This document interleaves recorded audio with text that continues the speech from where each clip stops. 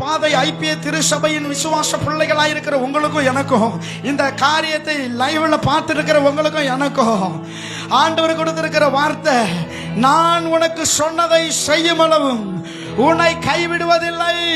நல்லா ரெண்டு கரங்களை தட்டி நல்லா நல்லா தட்டி ஹல்லேலூயா.